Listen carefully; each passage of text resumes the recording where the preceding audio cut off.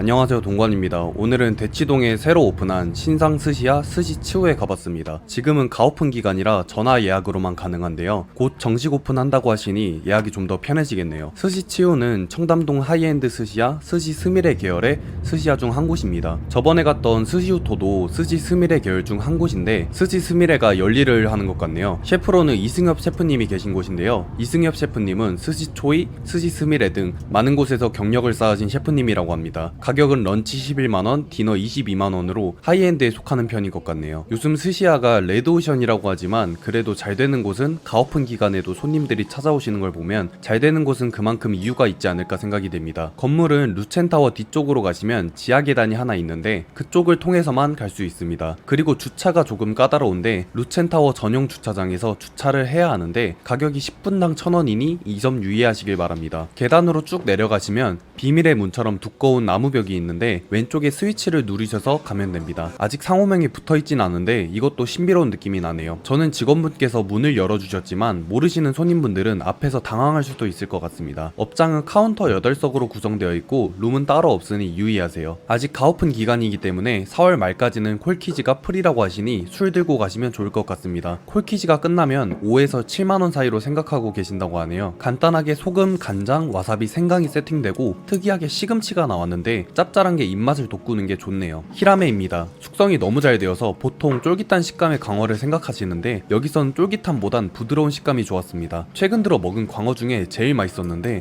숙성을 얼마나 하셨는지 못 물어봤네요. 광어도 숙성의 정도에 따라 이렇게도 만들 수 있구나라는 생각이 들었습니다. 첫 점의 인상이 너무 강해서 편집하는데도 생각이 나는 광어였습니다. 장마 소면입니다. 마를 채를 썰어서 우에보시와 계란 노른자를 뿌려서 요리해 주셨습니다. 소면처럼 드시라고 하셨는데 소면처럼 먹기는 식감 때문에 좀 힘들고 아삭한 식감에 우에보시의 짭짤한 맛이 간단하게 먹기 좋았습니다. 마를 소면처럼 먹는다는 발상이 독특하니 좋네요. 안키모입니다. 스시야에서 먹은 안키모는 보통 가른 상태의 안키모가 대부분인데 이곳은 따뜻하게 조리된 상태의 안키모를 준비해 주시네요. 온도도 적당해서 처음 드시는 분들도 맛있게 드실 수 있을 것 같습니다. 담백한 맛에 부드러운 식감이 좋네요. 셰프님들이 먹기 전에 항상 안키모의 상태가 이번에 안 좋네요 하시는데 막상 먹으면 상태가 거의 좋은 것 같습니다. 스시입니다. 참고로 손수건을 주시니 손으로 드셔도 됩니다. 마다이입니다. 자연산이라고 강조하시던 셰프님이 기억에 남네요. 기름기가 꽤 있는 편이어서 담백한 게 맛있었습니다. 샤리의 간이 단맛 짠맛 자극적이지 않아서 네타가 더욱 강조가 되네요. 시마아지입니다. 전갱이가 이날 기름기가 많아서 담백했던 샤리랑 너무 잘 어울렸는데 맛있어서 앵콜로 한 번 더 먹었던 시마아지입니다. 야리이카입니다.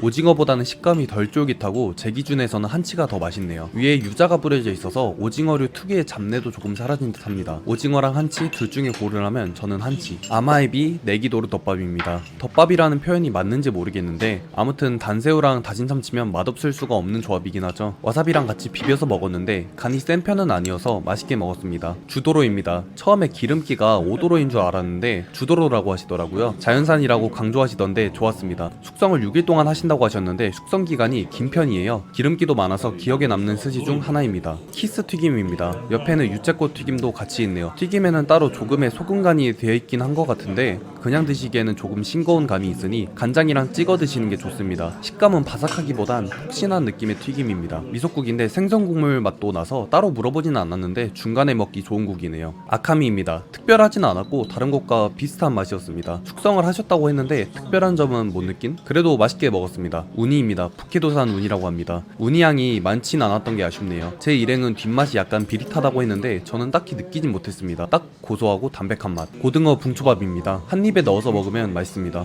고등어의 선도도 좋아서 맛있었습니다. 고등어는 개인적으로 그냥 먹었을 때보다 약간의 신맛이 감돌면 더욱 맛있었던 것 같은데 이날의 고등어 붕초밥은 약간 신맛이 돌아서 더욱 맛있게 먹었습니다. 아나고입니다. 크기가 크진 않은데 한 입에 먹기 적당했습니다. 소스 때문에 손으로는 못 먹겠네요. 겉면이 약간 마른 감이 있는데 그건 소스를 안쪽에 뿌려주셔서 그렇게 보이는 것 같습니다. 마지막 스시까지 맛있게 먹었습니다. 교쿠입니다. 보통은 녹진한 교쿠가 대부분인데 이곳은 폭신한 느낌의 빵 같아서 호불호가 갈릴 것 같습니다. 저는 이것도 좋았는데 제 일행은 녹진한 교쿠가 더 맛있다네요. 예전 스시초이의 스타일로 만드신 거라고 했는데 약간 카스테라 느낌의 교쿠였던 것 같습니다. 음식은 여기까지고 오늘은 스시치오에 갔다 왔습니다. 런치 코스기 때문에 디너보다는 양이 적을 텐데 그래도 배부르게 먹고 왔습니다. 하이엔드 스시가 요즘 많이 생기고 있는데 더욱 좋은 업장이 되었으면 좋겠네요. 다음에 또 다른 식당으로 찾아뵙겠습니다. 구독과 좋아요는 큰 힘이 됩니다.